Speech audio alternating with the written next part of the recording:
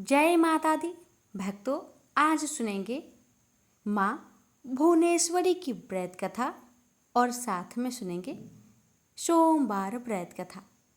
भक्तों, देवी भागवत में वर्णित मणि दीप की आदि शास्त्री देवी हलेखा ही मंत्र की स्वरूपा शक्ति और सृष्टि क्रम में महालक्ष्मी स्वरूपा आदि शक्ति भगवती भुवनेश्वरी भगवान शिव के समस्त लीला विलास की सहचरी है।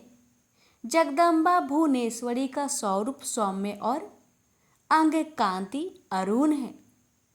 भक्तों को अभय और समस्त सिद्धियां प्रदान करना इनका स्वाभाविक गुण है।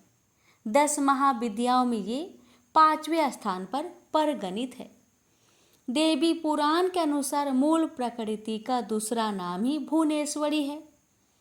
ईश्वर रात्रि में जब ईश्वर के जगद्रूप व्यवहार का लोप हो जाता है, उस समय केवल ब्रह्म अपनी अव्यक्त प्रकृति के साथ शेष रहता है। तब ईश्वर रात्रि की आदि शास्त्री देवी भुवनेश्वरी कहलाती है। अंकुश और पास इनके मुख्य आयुध है। अंकुश नियंत्रण का प्रतीक है और पास राग अथवा आसक्ति का प्रतीक है।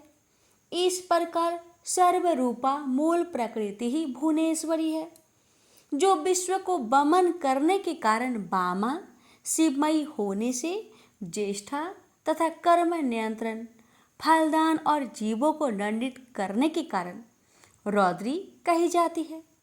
भगवान शिव का वाम भाग ही भुवनेश्वरी कहलाता है। भुवनेश्वरी के संग से ही भुवनेश्वर सदाशिव को सर्वेश होने की योग्यता प्राप्त होती है। महानिर्वाण तंत्र के अनुसार संपूर्ण महाविद्याएं भगवती भुवनेश्वरी की सेवा में सदा संलग्न रहती है। 7 करोड़ महामंत्र इनकी सदा आराधना करते हैं। 10 महाविद्याएं ही 10 सोपान हैं। काली तत्व से निर्गत होकर कमला तत्व की 10 स्थितियां हैं, जिनसे अव्यक्त भुवनेश्वरी व्यक्त होकर ब्रह्मांड का रूप धारण कर सकती है तथा प्रलय में कमला से अर्थात व्यक्त जगत से कर्मशः लय होकर काली रूप में मूल प्रकृति बन जाती है। इसलिए इन्हें काल की जन्मदात्री भी कहा जाता है। दुर्गा सप्तशती के 11वें अध्याय के मंगलाचरण में भी कहा गया है कि मैं भुवनेश्वरी देवी का ध्यान करता हूँ। उनके श्री अंगों की शोभा प्रतः काल के सूर्य देव के समान अरुणाभ है। उनके मस्तक पर चंद्रमा का मुकुट है। तीनों नेत्रों से युक्त देवी के मुख पर मुस्कान की छटा छाई रहती है। उनके हाथों में पास अंकुश बरत एवं अभय मुद्रा शोभा पाते हैं। इस प्रकार बढ़िया नील तंत्र की यह धारणा पुराणों के विवरण से भी पुष्ट होती है। पर कारा अंतर से काली और भुवनेशी दोनों में अभेद है। अव्यक्त प्रकृति भुवनेश्वरी ही रक्त वर्णा काली है।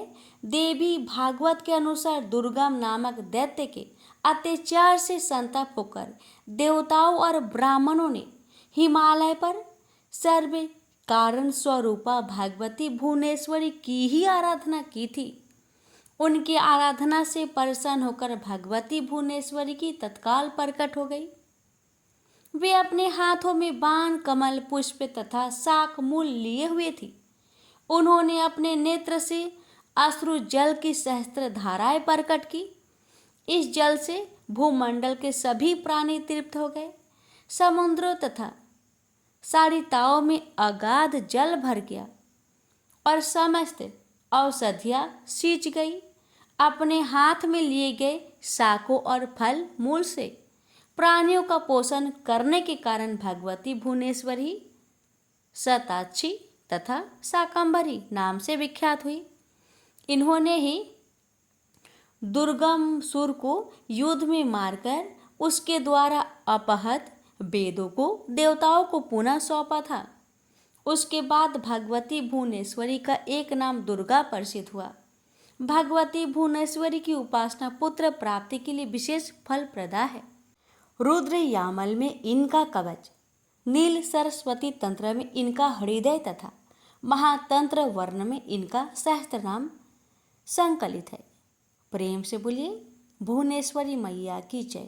माता सब पर अपनी कृपा सदा सर्वदा बनाए रखे। जय माता दी। भक्तों, एक बार कैलाश पर्वत पर माता पार्वती ने शिव जी से पूछा, स्वामी, संसार में सबसे उत्तम दान कौन सा है? शिव जी मुस्कुराए और बोले, इस प्रश्न का उत्तर एक अनुभव से ही मिलेगा। चलो आज एक परीक्षा लेते हैं। भगवान शिव एक साधारण ब्राह्मण के रूप धारण करके एक राजा के पास भिक्षा मांगने पहुंचे और राजा ने उन्हें सोने की थाली में भोजन परोसकर दान दिया। शिव जी ने आशीर्वाद दिया और बोले, यह दान अच्छा है पर सबसे उत्तम नहीं। फिर वे एक सेठ के पास गए। सेठ ने 1000 स्वर्ण मुद्राएं दान में दी। शिव जी मुस्कुराए और बोले, यह भी महान है पर सर्वोत्तम नहीं। आखिर में वे एक गरीब वृद्धा के घर पहुंचे। वृद्धा के पास केवल एक रोटी थी जिसे वह 2 दिनों से बचा कर रख रही थी। शिव जी ने भिक्षा मांगी तो उसने बिना कुछ सोचे वह रोटी दे दी और बोली, बाबा, यही मेरे पास है पर आपको देखकर मन भर गया।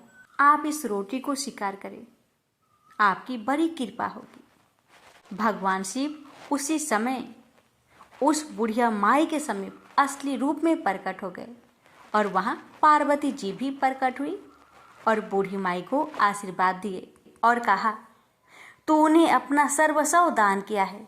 यही स्वात्विक दान है जो सबसे श्रेष्ठ है। दान वह नहीं जो बचा हुआ है, बल्कि वह है जो हमें प्रिय होते हुए भी हम प्रेम से किसी जरूरतमंद को दे दे। शिव जी सिखाते हैं कि त्याग में ही सच्चा बल होता है और हृदय से दिया गया दान ही वास्तव में परम दान होता है। प्रेम से बोलिए ओम नमः शिवाय। कथा अगर मन को भाए तो कमेंट बॉक्स में ओम नमः शिवाय अवश्य लिखें। अब आइए बढ़ते हैं शिव जी की अन्य कथाओं की ओर, जिसे सोमवार के दिन सुनने से शिव जी और माँ पार्वती की कृपा प्राप्त होती है। कथा इस प्रकार है। एक समय की बात है जब राम जी का वनवास खत्म होने के बाद राज सिंहासन पर बैठते समय माता पार्वती और भोलेनाथ घूम रहे थे तो भोलेनाथ ने देखा कि राम जी के दादाजी का श्राद्ध का भंडारा हो रहा है। राम जी के घर में तो भोलेनाथ ने सोचा, चलो मैं भी हूँ और राम जी का दर्शन भी कर लूंगा। और भोलेनाथ ने माता पार्वती से कहा, हे गौरा, तुम कैलाश धाम जाओ और हमारे लिए खाना बनाओ, मैं थोड़ी देर में आता हूँ। तो माता जी ने भोलेनाथ की बात मानकर कैलाश धाम को चले गए और भोलेनाथ पहुंचे राम जी के घर और ब्राह्मण के साथ पंगत में बैठ गए और खाने लगे। सभी ब्राह्मणों को माता जानकी ने पेट भरकर भोजन खिलाया। सभी ब्राह्मण उठकर चले गए, लेकिन भोलेनाथ बैठे ही रहे। तो माता सीता ने लक्ष्मण जी की धर्मपत्नी माता उर्मिला से बोली, सभी ब्राह्मण उठकर चले गए। तब माता उर्मिला बोली, सभी ब्राह्मण तो चले गए, बस एक ही बैठे हैं। तो माता जानकी जी बोली, अच्छा कोई बात नहीं, थोड़ा भूखा होगा, खिला दो। अब माता सीता और उर्मिला और सभी सखियां खिलाने लगी भोलेनाथ को। भगवान भोलेनाथ तो खाते गए। माता जानकी की रसोई का सारा सामान खत्म हो गया, लेकिन भोलेनाथ उठे नहीं। तो माता सीता जल लेकर भोलेनाथ जी के पास गई और बोली, बाबा पानी पी लो। तो भोलेनाथ बोले कि आधा पेट भर जाएगा तो मैं पानी पी लूंगा। अब तो माता सीता सोचने लगी, लो अभी तक तो इनका आधा पेट भी नहीं भरा है। अब माता जानकी ने फिर से सामान मंगवाकर भोजन बनाया और खिलाया, लेकिन भोलेनाथ रुकने का नाम नहीं ले रहे थे। इतनी देर में माता केकई आ गई और बोली, क्या हुआ बेटी, तुम लोग परेशान लग रही हो। तो जानकी जी बोली, माता सभी ब्राह्मण उठकर चले गए, बस यही एक ब्राह्मण बचे हुए हैं। अब क्या करूं? तो माता कैकेयी ने फिर से सामान मंगवाया। इतने में भोलेनाथ ने आवाज लगाई, लेते आओ माता, जोर की भूख लगी है। तो माता जानकी जी बोली, बाबा अभी तो आटा साने हैं, थोड़ा पूरी पका लेने दो, फिर लेकर आते हैं। तब भोलेनाथ बोले, आटा ही लेते आओ। अब तो भोलेनाथ ने सब आटा, दाल, चावल सभी सामग्री को रसोई घर में जाने से पहले ही बोरी को ही खत्म कर देते थे। माता सीता हार कर दौड़ी दौड़ी राम जी के पास गई। तो राम जी बोले, क्या हुआ जानकी, इतने परेशान क्यों हो? तो माता सीता बोली, सभी ब्राह्मण उठकर चले गए, लेकिन एक ब्राह्मण बैठे रह गए, जो सब भंडार को ही खाली कर दिए। राशन मंगवा कर लाए तो रसोई में जाने से पहले ही बोरी को खत्म कर देते हैं। तो राम जी बोले, चलो मैं भी देखता हूँ कि कौन है। राम जी गए तो देखते ही पहचान गए कि ये तो मेरी भोलेनाथ है। राम जी ने मन ही मन भोलेनाथ जी को प्रणाम किया और बोले, जानकी इनको कोई खिला नहीं सकता, इनको तो बस अन्नपूर्णा ही खिला सकती है। और राम जी ने मन ही मन माता पार्वती को बुलाया। माता जी प्रकट होकर बोली, क्या हुआ राम, आपने मुझे याद किया? तो राम जी बोले, माता ये बाबा तो उठने का नाम ही नहीं ले रहे हैं, जरा देखिए तो माता। तो माता पार्वती ने कहा, इन्होंने तो कहा था कि पार्वती तुम कैलाश पर खाना बनाओ, दोनों साथ में खाएंगे, और स्वामी यहाँ खा रहे हैं। तो माता पार्वती जी ने अपने हाथों से लड्डू बनाए और एक लड्डू भोलेनाथ जी के थाली में रख दिया। भोलेनाथ खाने लगे। अब तो भोलेनाथ खाते गए, लेकिन लड्डू खत्म नहीं हो रहा था। और ये तो जाना पहचाना लड्डू लग रहा है। भोलेनाथ ने अभी तक माता सीता के मुख पर नजर नहीं डाले थे। इस बार नजर उठाया तो देखा सामने माथे पर लाल बिंदी लगाई अन्नपूर्णा पार्वती खड़ी है। माता बोली, और कितने रख दो? भोलेनाथ बोले, बस हो गया। भोलेनाथ उठ गए। राम सीता ने भोलेनाथ और माता पार्वती जी की बहुत ही स्वागत किया। तो भोलेनाथ प्रसन्न होकर माता जानकी जी को बोले, अखंड सौभाग्यवती होने का वरदान दिया और अंतर ध्यान हो गए। प्रेम से बोलिए, जय भोलेनाथ, जय माता अन्नपूर्णा की। प्रेम से बोलिए, सीताराम की जय। किसी नगर में एक धनी व्यापारी रहता था। दूर दूर तक उसका व्यापार फैला हुआ था। नगर के सभी लोग उस व्यापारी का सम्मान करते थे। इतना सब कुछ संपन्न होने के बाद भी वह व्यापारी बहुत दुखी था, क्योंकि उसका कोई पुत्र नहीं था, जिस कारण अपने मृत्यु के पश्चात व्यापार के उत्तराधिकारी की चिंता उसे हमेशा सताती रहती थी।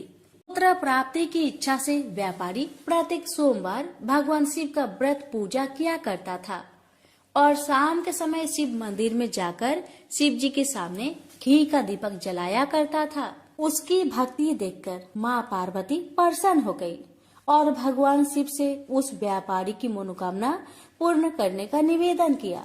भगवान शिव बोले, इस संसार में सबको उसके कर्म के अनुसार फल की प्राप्ति होती है। जो प्राणी जैसा कर्म करते हैं उन्हें वैसा ही फल प्राप्त होता है। शिव जी द्वारा समझाने के बावजूद माँ पार्वती नहीं मानी और उस व्यापारी की मनोकामना पूर्ति हेतु वे शिव जी से बार बार अनुरोध करती रही। अंततः माता के आग्रह को देखकर भगवान भोलेनाथ को उस व्यापारी को पुत्र प्राप्ति का वरदान देना पड़ा। वरदान देने के पश्चात भोलेनाथ माँ पार्वती से बोले, आपके आग्रह पर मैंने पुत्र प्राप्ति का वरदान तो दे दिया, परंतु इसका यह पुत्र 16 वर्ष से अधिक समय तक जीवित नहीं रहेगा। उसी रात भगवान शिव उस व्यापारी के सपने में आए और उसे पुत्र प्राप्ति का वरदान दिया और उसके पुत्र की 16 वर्ष तक जीवित रहने की भी बात बताई। भगवान के वरदान से व्यापारी को खुशी तो हुई, लेकिन पुत्र की अल्पायु की चिंता ने उस खुशी को नष्ट कर दिया। व्यापारी पहले की तरह सोमवार के दिन भगवान शिव का विधिवत व्रत करता रहा। कुछ महीनों के बाद उसके घर एक अति सुंदर बालक ने जन्म लिया और घर में खुशियां ही खुशियां भर गई। बहुत धूमधाम से पुत्र जन्म का समारोह मनाया गया। परंतु व्यापारी को पुत्र जन्म की अधिक खुशी नहीं हुई, क्योंकि उसे पुत्र की अल्प आयु के रहस्य का पता था। जब पुत्र 12 वर्ष का हुआ तो व्यापारी ने उसे उसके मामा के साथ पढ़ने के लिए बनारसी भेज दिया। लड़का अपने मामा के साथ शिक्षा प्राप्त हेतु चल दिया। रास्ते में जहाँ भी मामा भांजे विश्राम हेतु रुकते, वहीं यज्ञ करते और ब्राह्मणों को भोजन कराते। लंबी यात्रा के बाद मामा भांजे एक नगर में पहुँचे। उस दिन नगर के राजा की कन्या का विवाह था, जिस कारण पूरे नगर को सजाया गया था।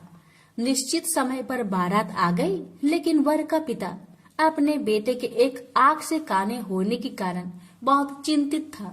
उसे भय था कि इस बात का पता चलने पर कहीं राजा विवाह से इनकार न कर दे, इससे उसकी बदनामी भी होगी। जब वर के पिता ने व्यापारी के पुत्र को देखा तो उसके मस्तिष्क में एक विचार आया। उसने सोचा, क्यों ना इस लड़के को दुल्हा बनाकर राजकुमारी से विवाह करा दूं। विवाह के बाद इसको धन देकर विदा कर दूंगा और राजकुमारी को अपने नगर ले जाऊंगा। वर के पिता ने लड़के के मामा से इस संबंध में बात की। मामा ने धन मिलने की लालच में वर के पिता की बात को स्वीकार कर ली। लड़के को दूल्हे का वस्त्र पहनाकर राजकुमारी से विवाह कर दिया गया। राजा ने बहुत सारा धन देकर राजकुमारी को विदा किया। शादी के बाद लड़का जब राजकुमारी के साथ लौट रहा था तो वह सच नहीं छिपा सका और उसने राजकुमारी की ओढ़नी पर लिख दिया, राजकुमारी, तुम्हारा विवाह मेरे साथ हुआ था। मैं तो बनारसी पढ़ने के लिए जा रहा हूँ और अब तुम्हें जिस नवयुवक की पत्नी बनना पड़ेगा वह कान्हा है। जब राजकुमारी ने अपनी ओढ़नी पर लिखा हुआ पढ़ा तो उसने कान्हे लड़के के साथ जाने से इनकार कर दिया। राजा को जब ये सब बातें पता लगी तो उसने राजकुमारी को महल में ही रख लिया। उधर लड़का अपने मामा के साथ बनारसी पहुंच गया और गुरुकुल में पढ़ना शुरू कर दिया। जब उसकी आयु 16 वर्ष की हुई तो उसने यज्ञ किया। यज्ञ की समाप्ति पर ब्राह्मणों को भोजन करवाया और खूब अन्य वस्त्र दान किए। रात को वह अपने शयन कक्ष में सो गया। शिव के वरदान के अनुसार शयन अवस्था में ही उसके प्राण पेखरू उड़ गए।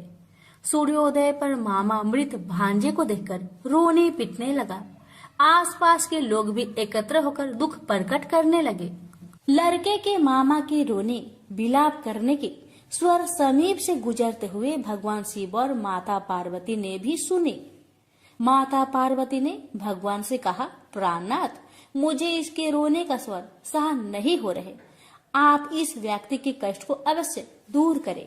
भगवान शिव ने माता पार्वती के साथ अदृश्य रूप में समीप जाकर देखा तो भोलेनाथ माता पार्वती से बोले, यह तो उसी व्यापारी का पुत्र है जिसे मैंने 16 वर्ष की आयु का वरदान दिया था। इसकी आयु पूरी हो गई है।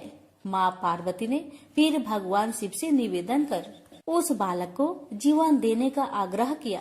माता पार्वती के आग्रह पर भगवान शिव ने उस लड़के को जीवित होने का वरदान दिया और कुछ ही पल में वह जीवित होकर उठ बैठा। शिक्षा समाप्त करके लड़का मामा के साथ अपने नगर की ओर चल दिया। दोनों चलते हुए उसी नगर में पहुँचे जहाँ उसका विवाह हुआ था। उस नगर में भी यज्ञ का आयोजन किया। समीप से गुजरते हुए नगर के राजा ने यज्ञ का आयोजन देखा और उसने तुरंत ही लड़के और उसके मामा को पहचान लिया। यज्ञ के समाप्त होने पर राजा मामा और लड़के को महल में ले गया और कुछ दिन उन्हें महल में रखकर बहुत सा धन वस्त्र आदि देकर राजकुमारी के साथ विदा कर दिया। इधर भूखे प्यासे रहकर व्यापारी और उसकी पत्नी बेटे की प्रतीक्षा कर रहे थे। उन्होंने प्रतिज्ञा कर रखी थी कि यदि उन्हें अपने बेटे की मृत्यु का समाचार मिला तो दोनों अपने प्राण त्याग देंगे। परंतु जैसे ही उसने बेटे के जीवित वापस लौटने का समाचार सुना तो वह बहुत परेशान हुआ। वह अपनी पत्नी और मित्रों के साथ नगर के द्वार पर पहुंचा। अपने बेटे के विवाह का समाचार सुनकर पुत्र वधू राजकुमारी को देखकर उसकी खुशी का ठिकाना न रहा। उसी रात भगवान शिव ने व्यापारी को सपने में आकर कहा, हे श्रेष्ठी, मैंने तेरे सोमवार व्रत करने और व्रत कथा सुनने से प्रसन्न होकर तेरे पुत्र को लंबी आयु प्रदान की है। पुत्र की लंबी आयु जानकर व्यापारी बहुत प्रसन्न हुआ। शिव भक्त होने तथा सोमवार का व्रत करने से व्यापारी की सभी मनोकामनाएं पूर्ण हुई। इसी प्रकार जो भक्त सोमवार का विधिवत व्रत करते हैं और व्रत कथा सुनते हैं, उनकी सभी इच्छाएं पूरी होती है। उनसे बोलिए उमापति शंकर भगवान की जय। एक समय श्री महादेव जी पार्वती के साथ भ्रमण करते हुए मृत्यु लोक में अमरावती नगरी में आए। वहां के राजा ने शिव मंदिर बनवाया था, जो कि अत्यंत भव्य एवं रमणीक तथा मन को शांति पहुंचाने वाला था। भ्रमण करते समय शिव पार्वती भी वहां ठहर गए। पार्वती जी ने कहा, हे नाथ, आओ आज इसी स्थान पर चौसर पासे खेले। खेल प्रारंभ हुआ। शिव जी कहने लगे, मैं जीतूंगा। इस प्रकार उनकी आपस में वार्तालाप होने लगी। उस समय पुजारी जी पूजा करने आए। पार्वती जी ने पूछा, पुजारी जी बताइए, जीत किसकी होगी? पुजारी बोला, इस खेल में महादेव जी के समान कोई दूसरा परंगत नहीं हो सकता, इसलिए महादेव जी ही यह बाजी जीतेंगे। परंतु हुआ उल्टा, जीत पार्वती जी की हुई। अतः पार्वती जी ने पुजारी जी को कोढ़ी होने का श्राप दे दिया कि तूने मिथ्या भाषण किया। अब तो पुजारी कोढ़ी हो गया। शिव पार्वती जी दोनों वापस चले गए। कुछ समय पश्चात अप्सराएं पूजा करने आई। अप्सराओं ने पुजारी के उसके कोढ़ी होने का कारण पूछा। पुजारी ने सब बातें बता दी। अप्सराएं कहने लगी, पुजारी जी, आप 16 सोमवार का व्रत करें तो शिव जी प्रसन्न होकर आपका संकट दूर करेंगे। पुजारी जी ने अप्सराओं से व्रत की विधि पूछी। अप्सराओं ने व्रत करने और व्रत के उद्यापन करने की संपूर्ण विधि बता दी। पुजारी ने विधि पूर्वक श्रद्धा भाव से व्रत प्रारंभ किया और व्रत अंत में व्रत का उद्यापन भी किया। व्रत के प्रभाव से पुजारी जी रोग मुक्त हो गए। कुछ दिनों के बाद शंकर भगवान पार्वती जी पुनः उस मंदिर में आए तो पुजारी जी को रोग मुक्त देखकर पार्वती जी ने पूछा, मेरे दिए हुए श्राप से मुक्ति पाने का तुमने कौन सा उपाय किया? पुजारी जी ने कहा, हे माता, अप्सराओं द्वारा बताए गए 16 सोमवार के व्रत के करने से मेरा यह कष्ट दूर हुआ है। पार्वती जी ने भी 16 सोमवार का व्रत किया, जिससे उनसे रूठे हुए कार्तिकेय जी भी अपना माता से प्रसन्न होकर आज्ञाकारी हुए। कार्तिकेय जी ने पूछा, हे माता, क्या कारण है कि मेरा मन सदा आपके चरणों में लगा रहता है? पार्वती जी ने कार्तिकेय को 16 सोमवार के व्रत का महात्म्य तथा विधि बताई। तब कार्तिकेय जी ने भी इस व्रत को किया तो उनका बिछड़ा हुआ मित्र मिल गया। अब मित्र ने भी इस व्रत को अपने विवाह होने की इच्छा से किया। फलतः वह विदेश गया। वहां के राजा की कन्या का स्वयंवर था। राजा ने प्रण किया था कि हथिनी जिस व्यक्ति के गले में वरमाला डाल देगी, उसी के साथ राजकुमारी का विवाह करूंगा। यह ब्राह्मण मित्र भी स्वयंवर देखने की इच्छा से वहां एक और जाकर बैठ गया। हथिनी ने इसी ब्राह्मण मित्र को माला पहनाई तो राजा ने बड़ी धूमधाम से अपनी राजकुमारी का विवाह उसके साथ कर दिया। तत्पश्चात दोनों सुखपूर्वक रहने लगे। एक दिन राजकन्या ने पूछा, हे नाथ, आपने कौन सा पुण्य किया जिससे हथिनी ने आपके गले में वरमाला पहनाई? ब्राह्मण पति ने कहा, मैंने कार्तिकेय जी द्वारा बताए अनुसार 16 सोमवार का व्रत पूर्ण विधि विधान सहित श्रद्धा भक्ति से किया, जिसके फल के कारण मुझे तुम्हारे जैसे सौभाग्यशाली पत्नी मिली। अब तो राजकन्या ने भी सत्य पुत्र प्राप्ति के लिए व्रत किया और सर्वगुण संपन्न पुत्र प्राप्त किया। बड़े होकर पुत्र ने भी राज्य प्राप्ति की कामना से 16 सोमवार का व्रत किया। राजा के देवलोक होने पर इसी ब्राह्मण कुमार को राजगद्दी मिली। फिर भी वह इस व्रत को करता रहा। एक दिन उसने अपनी पत्नी से पूछा, सामग्री शिवालय ले चलने को कहा, परंतु उसने पूजा सामग्री अपनी दासियों द्वारा भिजवा दी। जब राजा ने पूजन समाप्त किया तो आकाशवाणी हुई कि हे राजा, तुम इस पत्नी को त्याग दो, नहीं तो राजपाट से हाथ धोना पड़ेगा। प्रभु की आज्ञा मानकर उसने अपनी पत्नी को महल से निकाल दिया। तब वह अपने भाग्य को कोसती हुई एक बुढ़िया के पास गई और अपना दुखड़ा सुनाया। तभी बुढ़िया को बताया, मैं पूजन सामग्री राजा के कहे अनुसार शिवालय में नहीं ले गई और राजा ने मुझे निकाल दिया। बुढ़िया ने कहा, तुझे मेरा काम करना पड़ेगा। उसने स्वीकार कर लिया। तब बुढ़िया ने सूत की गठरी उसके सिर पर रखी और बाजार भेज दिया। रास्ते में आंधी आई तो सिर पर रखी गठरी उड़ गई। बुढ़िया ने डांट कर उसे भगा दिया। अब रानी बुढ़िया के यहाँ से चलते चलते एक आश्रम में पहुंची। गोसाई जी उसे देखते ही समझ गए कि यह उच्च घराने की अबला विपत्ति की मारी है। वे उसे धैर्य बंधाते हुए बोले, बेटी तू मेरे आश्रम में रह, किसी प्रकार की चिंता मत कर। रानी आश्रम में रहने लगी, परंतु जिस वस्तु को वह हाथ लगाती वह वस्तु खराब हो जाती। यह देखकर गोसाई जी ने पूछा, बेटी किस देव के अपराध से ऐसा होता है? रानी ने बताया कि मैंने अपने पति की आज्ञा का उल्लंघन किया और शिवालय में पूजन के लिए नहीं गई। इससे मुझे घोर कष्ट उठाने पड़ रहे हैं। गोसाई जी ने शिव जी से उसके कुशल क्षेम के लिए प्रार्थना की और कहा, बेटी तुम 16 सोमवार का व्रत विधि के अनुसार करो। तब रानी ने विधि पूर्वक व्रत पूर्ण किया। व्रत के प्रभाव से राजा को रानी की याद आई और दूतों को उसकी खोज में भेजा। आश्रम में रानी को देख दूतों ने राजा को बताया। तब राजा ने वहां जाकर गोसाई जी से कहा, महाराज यह मेरी पत्नी है, मैंने इसका परित्याग कर दिया था, कृपया इसे मेरे साथ जाने की आज्ञा दें। शिव जी की कृपा से प्रति वर्ष 16 सोमवार का व्रत करते हुए वे आनंद से रहने लगे और अंत में शिवलोक को प्राप्त हुए। प्रेम से बोलिए हर हर महादेव, माता पार्वती की जय। ओम नमः शिवाय। काल के भक्तों में कांवड़ यात्रा का विशेष महत्व है। हर साल श्रावण मास में असंख्य कांवड़िया धार्मिक स्थलों से गंगा जल से भरी कांवड़ लेकर पद यात्रा करके अपने गांव वापस लौटते हैं। इसी सफर को कांवड़ यात्रा बोला जाता है।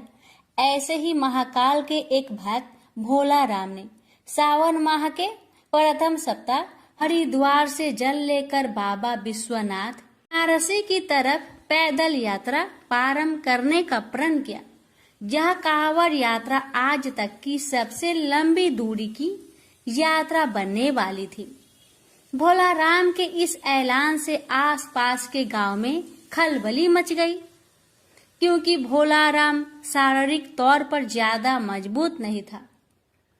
लेकिन फिर भी उसने इतना बड़ा संकल्प कर लिया था कि जहां बड़े बड़े भक्त घुटने टेक दे। भोला राम के परिवार वाले उसे समझाते कि बहुत कोशिश करते हैं, लेकिन भोला राम का संकल्प अटूट था। उसने ठान लिया था कि अब उसका कोई साथ दे या ना दे, वह कांवड़ लेकर अकेला ही जाएगा। भोला राम की कांवड़ सजाने के लिए कई गांव के लोग उपस्थित हुए थे। सभी भोला राम का उत्साह बढ़ाते हैं। हालांकि भोला राम को अपने महाकाल पर पूर्ण विश्वास था, इसलिए वह इस कांवड़ यात्रा के संकल्प को छोटा ही समझ रहा था। दरअसल वह पहली बार महाकाल की कांवड़ यात्रा में हिस्सा लेने जा रहा था और उसे अंदाजा भी नहीं था कि इस सफर में कितनी परेशानियां होने वाली है। भोला राम अगली सुबह अपनी कांवड़ यात्रा अकेले ही प्रारंभ करता है। आसपास के गांव से कई भक्त भोला राम को देखने पहुंचे थे, लेकिन कोई उसके साथ यात्रा में जाने को तैयार नहीं था, क्योंकि सभी भोला राम के संकल्प की कठिनाई को भली भांति समझ रहे थे। भोला राम धीरे धीरे कदम बढ़ाने लगता है। भोला राम की कांवड़ का वजन लगभग 70-10 किलो अधिक था। भोला राम कुछ ही दूर आया था कि महाकाल उसकी परीक्षा लेना शुरू कर देते हैं। भोला राम की कावड़ से पानी टपकने लगता है। भोला राम पानी की मटकियों को चेक करता है तो उसे एक मटकी में छोटा सा छेद दिखाई देता है। भोला राम मटकी का छेद बंद करने की बहुत कोशिश करता है, लेकिन उसके पास ऐसी कोई वस्तु नहीं होती जिससे पानी की धार रोकी जा सके। वह महाकाल का नाम लेकर आगे बढ़ने लगता है। अचानक उसे रास्ते में एक मजदूर दिखाई देता है जो रोड बनाने का काम में लगा हुआ था और वह आग के पास खड़ा होकर डामर गर्म कर रहा था। भोला राम को तुरंत तकलीफ सूझी। वह मजदूर के पास जाकर थोड़ा सा डामर लेकर मटकी के छेद में लगा देता है और डामर लगते ही पानी टपकना बंद हो जाता है। भोला राम मजदूर को धन्यवाद देते हुए आगे बढ़ जाता है। समस्या का समाधान होते ही भोला राम का उत्साह दुगना हो गया था और उसकी यात्रा की गति बहुत बढ़ चुकी थी। 4 घंटों की यात्रा होते ही भोला राम बहुत थक जाता है और रोड के किनारे एक पेड़ के पास बैठ जाता है। भोला राम अपने साथ कुछ खाने पीने की सामग्री रखकर लाया था, जिसे निकालकर वह खाने लगता है। खाना खाने के बाद भोला राम को नींद आ जाती है। वह पेड़ से टिककर सो जाता है।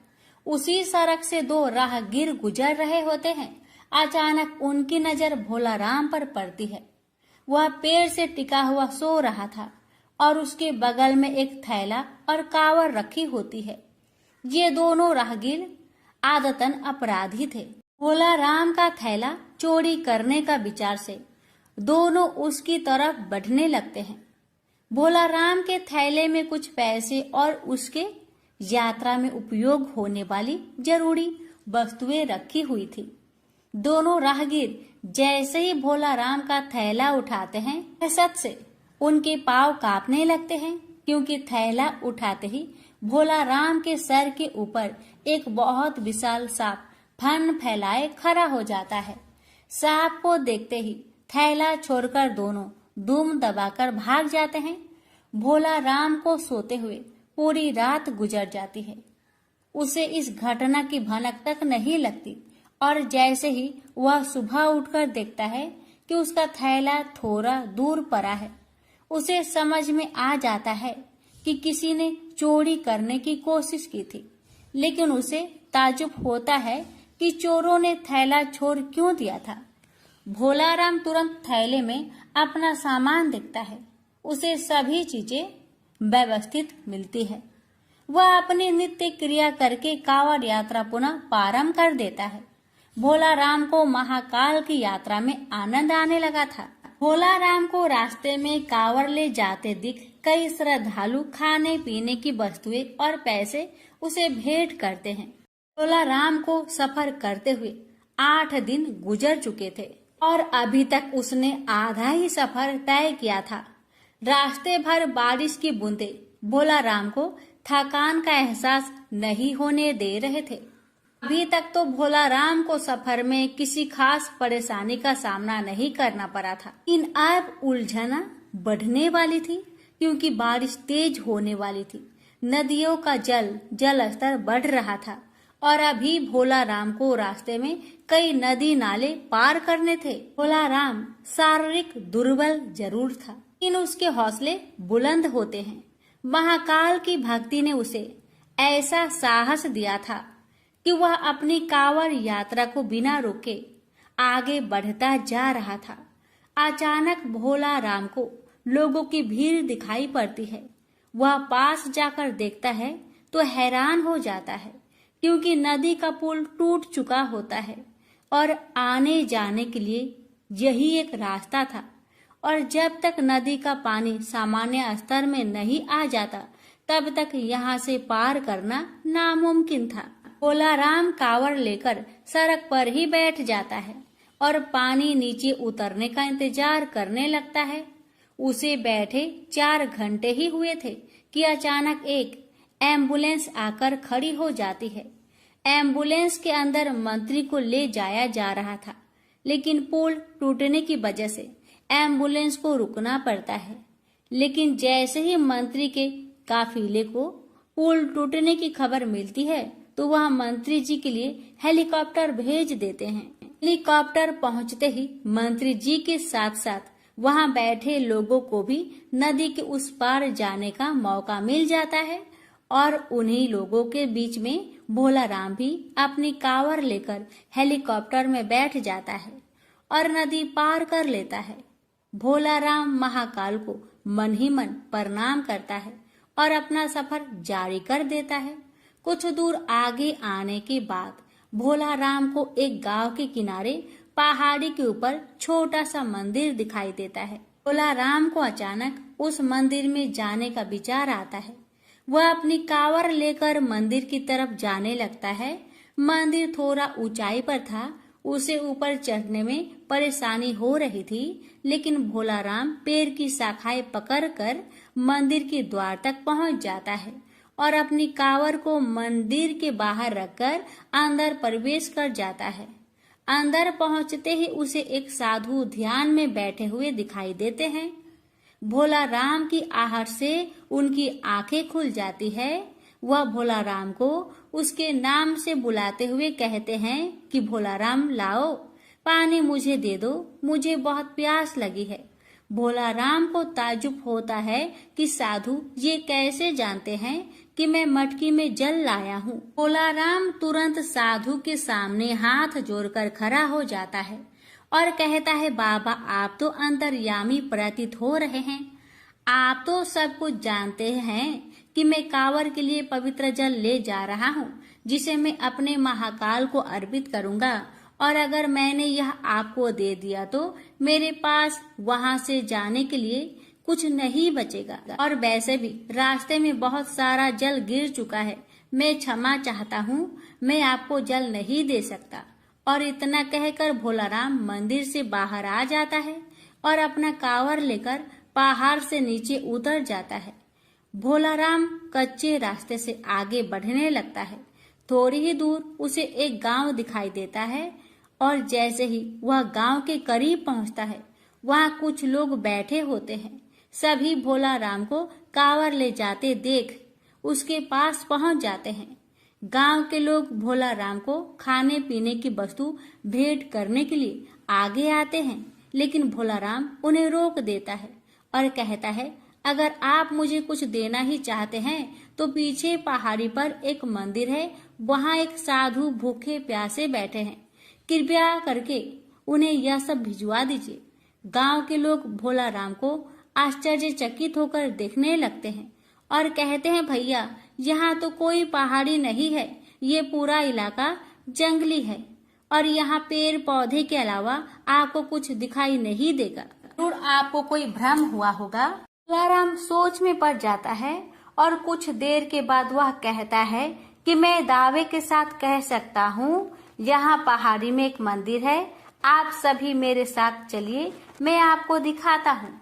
और भोला राम सभी को लेकर पहाड़ी को खोजते हुए चलने लगता है, लेकिन उसे कुछ दूर आते ही एहसास होने लगता है कि वह गलत रास्ते जा रहा है, क्योंकि काफी देर तक चलते हुए उसे पहाड़ी दिखाई नहीं दे रही थी और यह रास्ता भी उसके लिए अनजाना सा लग रहा था।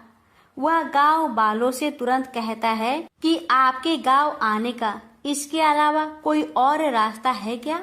गांव वाले मना कर देते हैं और भोला राम को समझाते हैं कि आप भ्रमित ना हो, यहाँ कोई मंदिर नहीं है और ना ही कोई साधु भूखा प्यासा बैठा है। आप अपनी कांवड़ यात्रा पुनः प्राप्त करें, अभी आपका सफर लंबा है। भोला राम वहीं घुटने के बल बैठ जाता है और हाथ जोड़कर महाकाल का आह्वान करके जोर जोर से रोने लगता है और रोते हुए कहता है, महाकाल मैं आपको पहचान नहीं पाया, कृपया मुझे दर्शन दीजिए। मैं जानता हूँ साधु के भेष में आप ही थे। मैं आपके लिए जल लाया हूँ और मैं आपको जल पिलाए बिना यहाँ से नहीं जाऊंगा। और कुछ ही देर में भोला राम के सामने से बड़े बड़े पेड़ों के पीछे अचानक पहाड़ी में मंदिर नजर आने लगता है। गांव के सभी लोग मंदिर को देखकर दंग रह जाते हैं। मंदिर दिखाते ही भोला राम कांवड़ लेकर दौड़ पड़ता है और दोबारा उसी मंदिर में प्रवेश कर जाता है। गांव के लोग पहाड़ी के नीचे खड़े होकर महाकाल की महिमा देख रहे होते हैं। मंदिर रहस्यमयी था, जिसे आज से पहले किसी ने नहीं देखा था। भोलाराम मंदिर के अंदर पहुंचते ही साधु के सामने अपनी कांवर रख देता है और साधु भोलाराम से कहते हैं, मेरे मस्तक में जल डालो। और जैसे ही भोलाराम मटकी से साधु के सर में जल डालता है, अचानक उनके सामने का नजारा बदल जाता है और वह बनारसी की गंगा नदी के किनारे पहुंच चुका होता है।